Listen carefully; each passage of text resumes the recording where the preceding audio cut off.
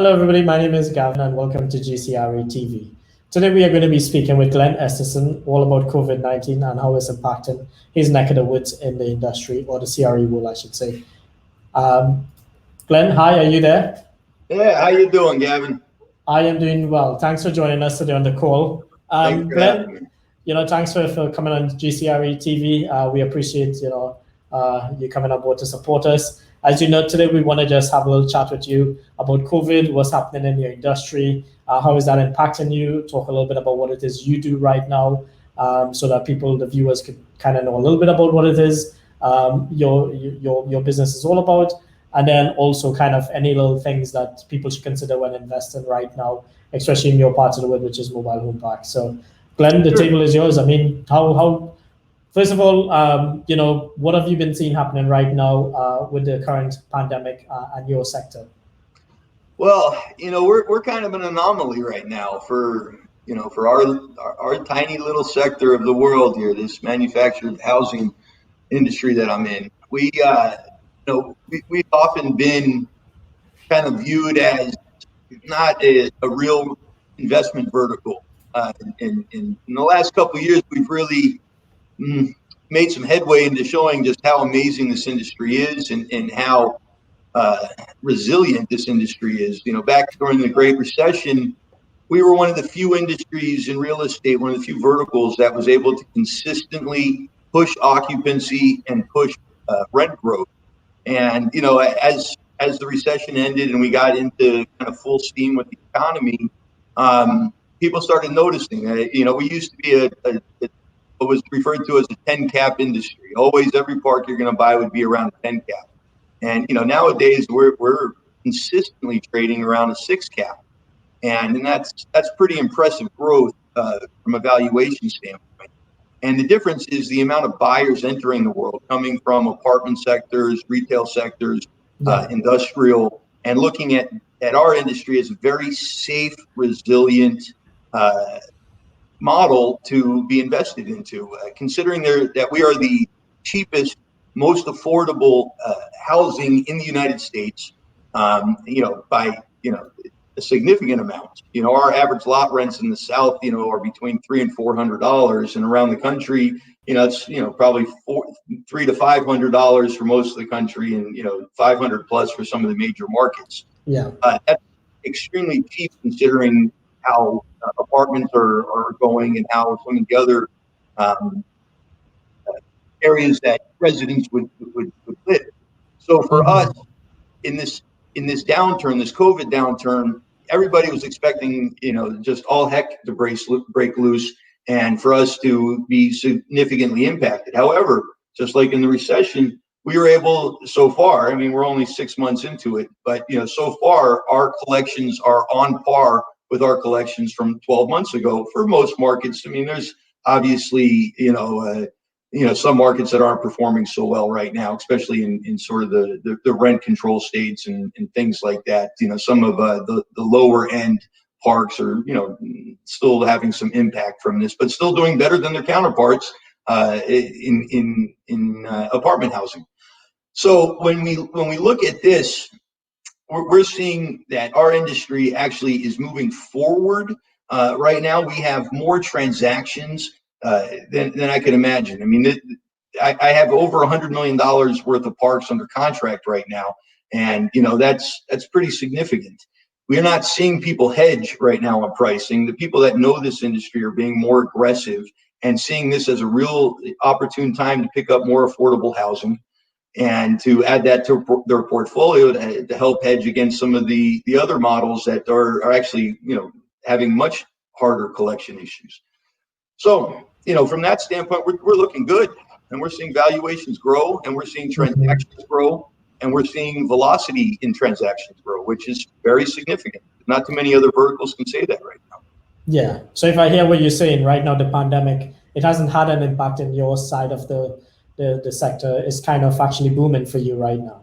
Yeah, it's actually, I mean, we've had some impact, like our cap rates didn't compress as they normally do when interest rates drop. Okay. And with the Fed dropping the interest rates to many deals below 3% right now, we're at, normally would be chasing that interest rate with, you know, a certain amount of spread between that and the cap rate that we use. We've more or less left that cap rate alone, and that lower interest rate is actually providing more spread for investors right now. And that spread is really what's attractive for the people coming from non-manufactured housing sector, especially the apartment sector, the stock world, all that kind of stuff. And we're seeing a lot of capital move into this market that wasn't here before. And COVID has only accelerated that, you know, for our industry. Okay, cool. And just to give the audience a little bit of an idea, what it is you do, because you're part of the Marcus Miller team, but also you have another company as well that you Correct. do. So can you explain a little bit about your team and what it is that makes you guys so unique in that sense? Sure. So, you know, I'm gonna rewind a little bit and just kind of give a little history here. I got into real estate and manufactured housing nearly 20 years ago. You know, I bought my first, you know, manufactured community back in 2003 or so in the middle of nowhere of Eastern Tennessee. And I cut my teeth on that. And while I was doing that, I was brokering apartment buildings, mostly low income Section 8 type of housing, doing rentals and selling small buildings and things like that. And so, you know, eventually one day, you know, I got good at what I was doing, or at least I like to think I got good at what I was doing.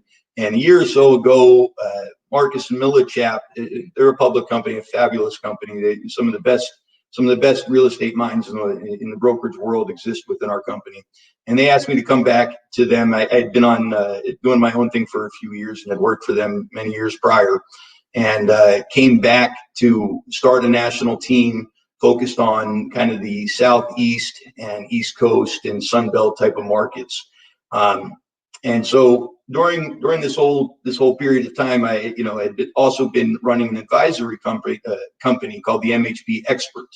And with the MHP Expert, we just provide free advice to anyone and everyone that wants to listen to what we have to say about the direction of the market, and our evaluations that we give our park owners and our prospective buyers.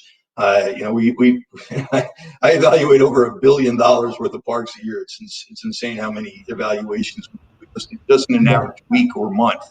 And we do those for free for our clients, and we help them understand the trends in the market, and everything we do is kind of based off of verifiable market data, trend reports, things like that. And then of course 20 years of experience with me doing this, and my partner, who I couldn't be doing this without, a gentleman named Charles DeHart, who's hands down one of the most brilliant minds in this industry when it comes to understanding operations.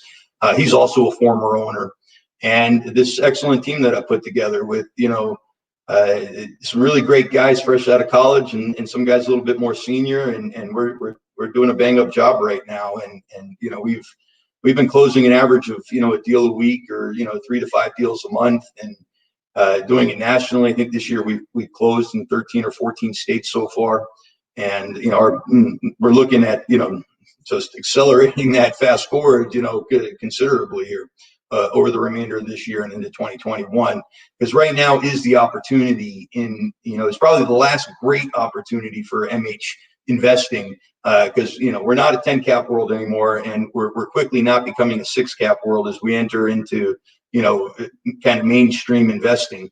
And what we're seeing is this is the safest bet in town. And come good markets or bad markets, people will always need a place to live, and being the most affordable housing option on the market really provides us a lot of security. Okay, that's good to know. Thanks for sharing that. So if anybody in the audience would actually like to know a little more about RV parks or mobile home parks, Glenn is your guy to go to. And Glenn, with the whole pandemic now, they say we're going into a second wave coming into the autumn. Like, what is your predictions for the future? What do you think is going to happen, or what do you see happening in the future as we go? Yeah, I love this question because I get asked it like every day. But I'm not a crystal ball. I have no idea what's going to happen in the future. But I can tell you this: you will always need a place to live, and we have a hierarchy of needs. And in that very bottom rung of our hierarchy, we need housing, we need shelter, and that's going to be paramount in how things move forward. The thing that makes this industry really interesting is the lack of available zoned parcels and the lack of interest in the majority of municipalities around this country to give the zoning for new MH parks, manufactured communities. If they're giving them, often they're making them built like a subdivision that stick frame housing or, typical single family housing would be built, and it's fairly cost prohibitive. So with the direction that I see this going, whether the direction changes in our government or whether we hit, full steam economy or depressionary economy, you're still going to need a house to live. And if we start seeing inflationary times, one of the safest places to put your money during inflationary times is with cash flowing real estate. It's one of the best hedges out there. Plus, with the Fed saying that they're going to keep the interest rates artificially low, and they have a new program to hedge against the inflation that they're prepared to absorb, it's going to further accelerate your ownership in MH. And now with tax strategies like cost appreciation and these opportunity zones that are out there, and a lot of mobile home parks are in opportunity zones, guys, and that's just so much extra bang for your buck. I think for the next few years we're going to perform very well. I do not see us returning back to the 10 cap days. We're doing deals in the 4 cap range in all the major cities right now. So I don't see it decompressing that much. I do see it furthering, and I do eventually think Congress is going to have to take up some initiative to help with affordable housing in this country. At which point, maybe we see some overbuilding in our country, but I don't think it's going to be in the next cycle or so. I think we're still a good ways out on that.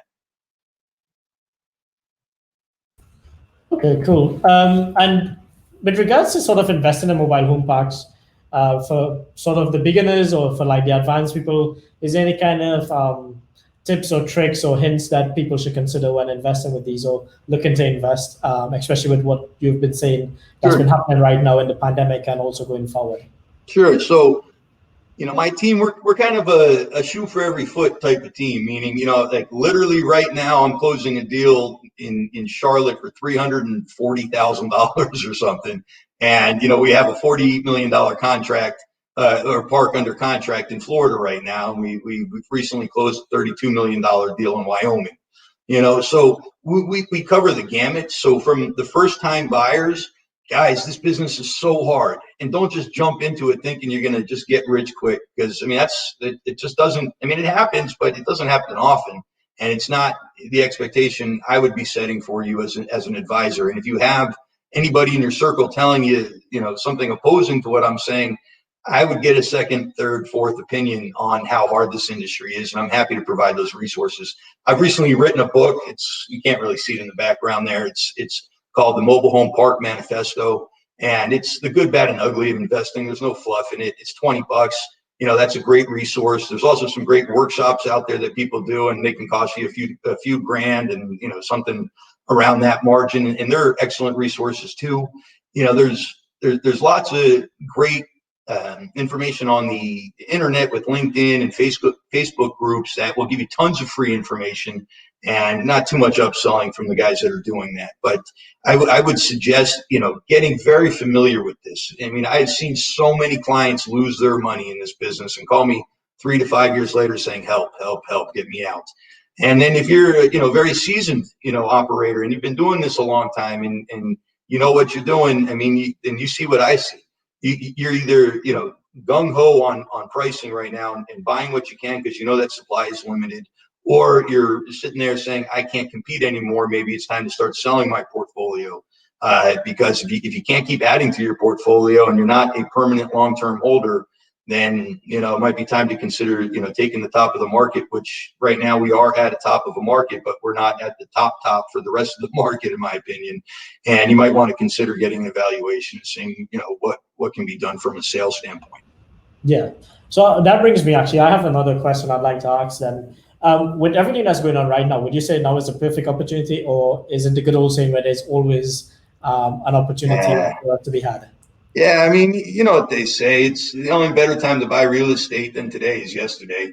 And, I mean, I think often of New York City and Miami back in the 70s and 80s, when I was just a wee kid. And I lived in South Florida back then. And I remember it was crummy down in Miami. And everybody's like, oh, it's overpriced and overbuilt and nobody wants to be here anymore. I mean, I'm sorry, but this last 30, 40 years, things have changed and they continue to change. And I always see the values going up. Now, of course, if you're in the middle of nowhere in a city that's shrinking, that lost all its industry, yeah, you're probably going to have more of a challenge. But, if you follow the number one rule of real estate, location, location, location, you're probably going to be all right. And if you have any kind of grit to you, you'll be able to figure out the learning curve and probably make a buck or two and probably exit looking like a genius, even though you fumbled a lot in the beginning. And that's the real benefit of this industry. Okay. And last but not least, when it comes to financing for mobile home parks or RV parks, like you were talking about, where does that stand right now? Is that funding really hard to get? Because I was on the call. It's really hard to get. It's really hard to get financing for our industry. So, like for a lot of people, they're used to putting 20% down and getting, these amazing terms. And, you're buying a triple net deal. You might even get, a 15% down type of loan. In the mobile home park world, it does not work that way. It's 3 years ago, trying to finance a park was maybe one of the hardest things you'll ever do when it comes to your investing life. Nowadays, it's a little bit more friendly. Okay, we have more banks willing to do it, but there's still so many hoops to jump through. And depending on the type of park you're buying, you might be subject to a recourse loan. But if you buy a nice prim and proper park, something that could be financed by agency, Freddie Mac or Fannie Mae, chances are you're going to get into that deal during COVID right now with something like 30 or 35% down. And you're probably going to have an interest rate, around 3%, which is real nice, and a few years of interest only. But that's the creme de la creme stuff. And, for the average Joe that's looking at their first park for $1 million or somewhere around there, the lending's very hard, 25 to 35% down minimum, probably 6 to 12 months of reserves at times, depending on who you are and where you are and what your experience with this industry is. And your interest rates are going to be up in the mid 4%, and your amortization rates somewhere between 20 and 25 years. So it makes the cash flow kind of hard to follow when the interest gets that high and you're trying to buy a park in downtown Charlotte for a 6 cap. It's you're going to feel a little annoyed at the process. And I would suggest that even at 4.5%, that's cheap money. And it's not always going to stay that way. And for your first park or your first couple of parks, as you go through the learning curve, if you're able to get debt on something that you can live with, it's probably worth taking and holding, and then always using a refinance in a couple of years when you have a bit more experience, and we can get you, a better loan because you've added value and you've got some, experience under your belt now with this thing. All right, thanks for that, Glenn. We appreciate it. Do you have anything that you'd like to share with the audience before we leave today? Guys, I'm here to be a resource. I couldn't care less if you use me as your broker. Couldn't care less. Okay. I mean, I do very well and I'm very happy with my team and we continue to make gains. But I do care about your success in this industry. And I will not tell you the fluffy, pie in the sky stuff. I'm probably the guy that's going to hurt your feelings more often than not and tell you that it's a bad deal and you shouldn't do that deal. I'm here to be a resource. You guys can reach out to us anytime. We have a team hotline. Somebody's always answering the phone, and if we don't, it's because we're on the phone and we'll call you back. It's 720-MHP, the number 4U, YOU. So 720-MHP4U. You can reach out to us anytime. We love helping the new guy. We love helping the guy who's been in the business for 50 years. We love helping people exit. We love helping people retain and refinance. We're here to be your first call and your top resource when it comes to figuring out this industry and helping us further this industry. We don't work with people that want to squeeze the tenants. We don't, work with people that want to jeopardize the reputation of our industry. We're here to further this industry, and we're here to create a safe and affordable housing market for all of our tenants in the United States. And we want to retain that. We want to help grow this. So if you're in the mindset of what we've kind of coined as an empathetic capitalist, we're here to help you. And we want to help you grow your business. Even if we don't actually, make any money off of helping you, we're here to help you.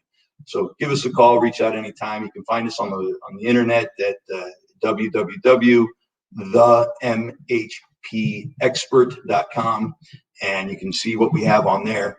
And, from a brokering side, you can reach out to our team at EstersonMHCteam.com. And, we'll be happy to, help you on the brokering side, help you get the park purchased or sold or refinanced. Well, there you go, guys. You've heard it live today. Glenn, the mobile home park genius and expert, as I call him, the #1 in the US, and anybody who I would personally go to if I was looking for advice or to broker a deal in that category of a class in the commercial real estate world. Glenn, we appreciate everything that you've done for us today. We look forward to having you more on the show, and hopefully we'll do something on a more different topic next time.